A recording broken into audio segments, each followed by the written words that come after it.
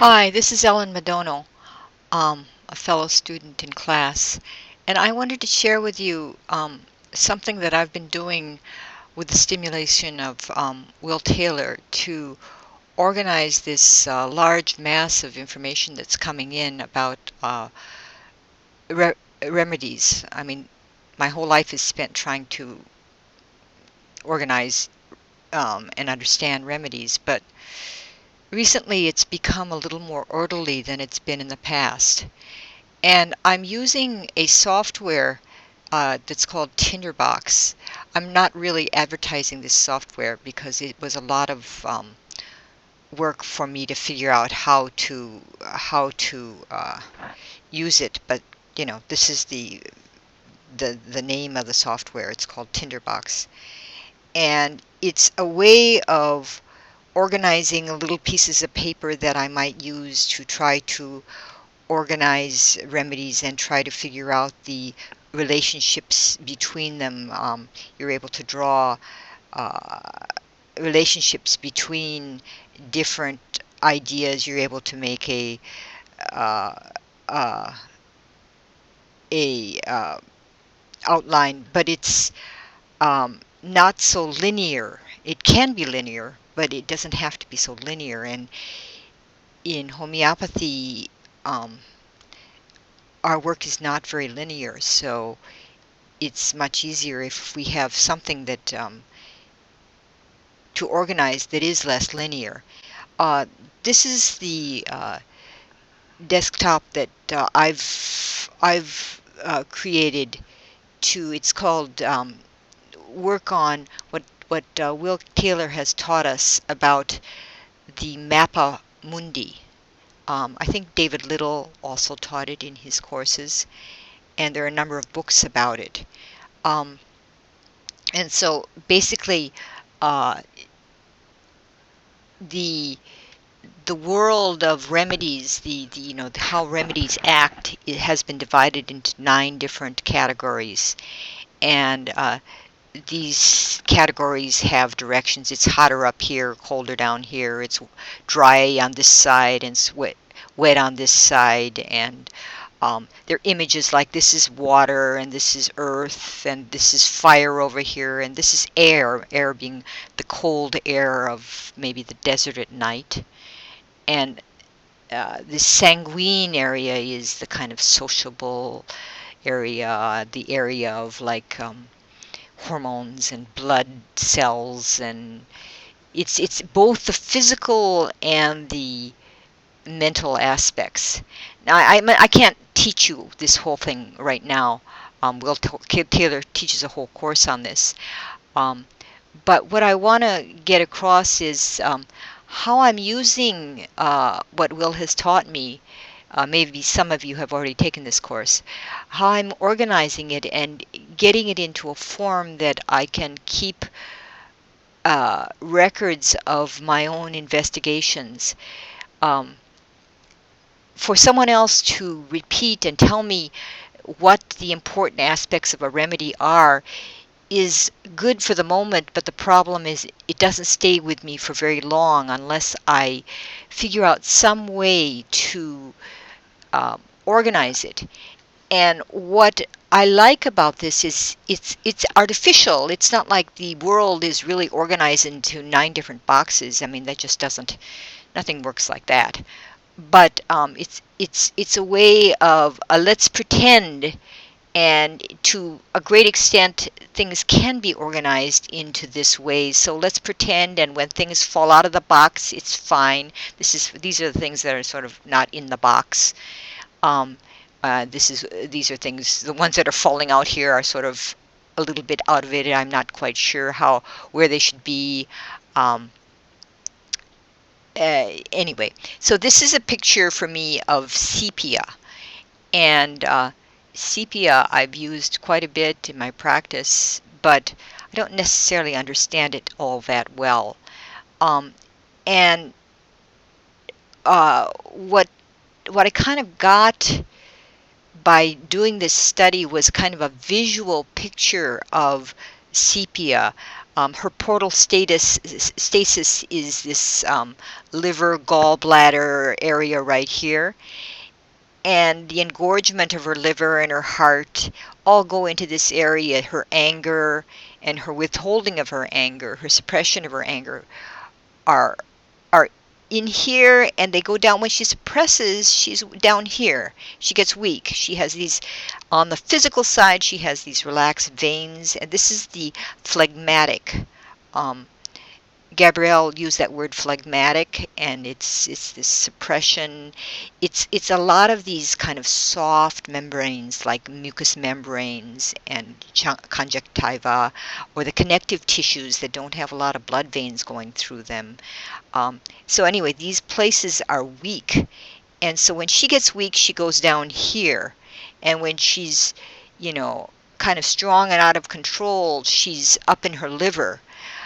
But she's also, if you look at this area here, it's called fire, and she has a lot of this hormonal activity going on, which is not necessarily liver. So I kind of like that because you can separate the two, and it works for me. I took this picture out of the internet just because it kind of it's a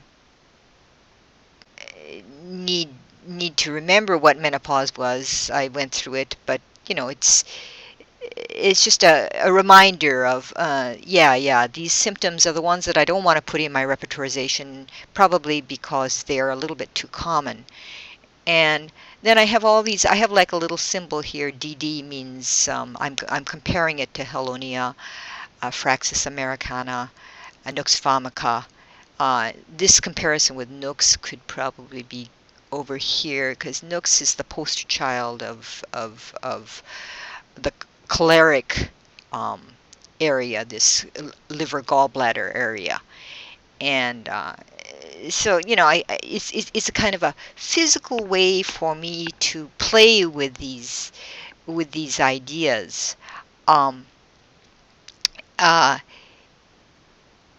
over here we have her weakness of smooth muscles and sphincters, and I see this as being slightly different than the weakness of the veins and the connective tissues, and they kind of connect over here to this area and this area. Both have heart and circulation problems, so they're not as distinct as you'd like them to be.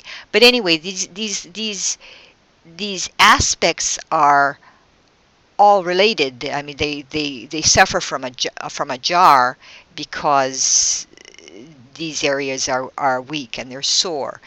And you can put notes inside of notes, so they have the sore sensation, and it's worse after sleep or inactivity. I mean, it's not the sort of thing that I need to remember, or but the hope is that by organizing these things, when I'm looking at a list of remedies after I've done a repertory chart, if I want to eliminate sepia from my consideration, I can do it almost instinctively, because I've gone through this kind of analysis. And over here, so anyway, I have another one. What was it? Hydrastis. So here's Hydrastis, and I have hyoscyamus here. I'm just sort of starting this, so I've got these other ones here are getting ready to become different remedies. But Hydrastis I didn't know at all. I mean, it's not a remedy that I've ever used, but it has these. It seems to be very largely a mucous membrane kind of a problem. It has gallbladder problems, but and the kind of the keynote is this yellow, thick, stringy discharge. But it's related to to sepia in some way. Spiteful is the word that comes up here. And I'm kind of looking for the places where it might be like sepia. It doesn't, excepting for this big concentration down here. And I put the mood swings down here because there's exhilaration here, but they get in a very bad mood. And it's not a remedy that has good extensive provings. I looked at this. I actually looked in the in a uh, computer repertory, and I found these different kinds of mood swings. She's got hysteria, according to Kanner, cursing and swearing, according to Herring. Lippe says she's weeping and screaming and shouting during pain. Um, these kind of give me an idea of what her mood swings are like, and I'm a little bit distrustful about the information about this, so I'm picky about who says what. Are these guys that I'm going to trust somewhat, or not? And I also see this very interesting part over here in the in the in the stomach area, and you can think, well, okay, it's a big stomach digestion remedy, but the digestive system is very much a mucous membrane kind of problem area, or it can be, and she has an aggravation. She's averse to eating, and she gets, it says here about these mood swings, that she gets these this mood swings when she's after she's eaten and after suppression of leucorrhoea. So you see this kind of yellow stringy discharges, and at first I thought, oh, maybe I should move this leucorrhoea over to this area here. Then I thought about it, and I thought, oh, it's yellow, so that's kind of bile-like. But no. This is mucous membrane, yellow, kind of inflamed yellow kind of problem. And it helps me. This chart sort of helps me to talk to myself about something that I know really very little about. I have no experience with it, and so I need someone to talk to, and I need to do it. If I just rely on the I could rely on someone like Vermeulen, and he'd put it all together, and he's so convincing, and he writes so well, and I'd fall in love with it. But I'll never remember it because it's not my conversation; it's Vermeulen's conversation. And Will is always telling us that we need to do our own analysis, to create our own pictures ourselves, and I think this is really helping me to go through that process of creating an analysis and not feel so overwhelmed by this detail that I will never remember. But I will, when I have a case and I have a let's say I have the person has constipation and sheep dung stools. Am I going to think that they belong over here in this quadrant because it's dry, or am I going to think, maybe this is a mucous membrane problem? And if I see Hydrastis on a repertorization, hopefully the first thing that will come to mind is mucous membranes, and I'll be thinking, are there other indications of possible mucous membrane problems? Anyway, so I hope this gives you an idea of, I mean, it's not well developed. It's something that it's a new project that I'm just developing now. But it's very encouraging to me because as I'm doing it, I'm sort of making discoveries. And I'm able to have a conversation with myself, And I'm also able to sort of keep track of my conversation. Here's Hydrastis, here's H to I remedies. I've only done a few of them. Um, and then there's all of my remedies here. And these are my different ways of organizing. I've kind of thought of a way to keep my things organized. And way up here, I have all kinds of notes on therapeutics. And this is also just starting, but I know that I can make. It's also I can make connections between. This is something that um, Gabrielle just talked about, and I know I can make connections between remedies and these issues here. And I'm still.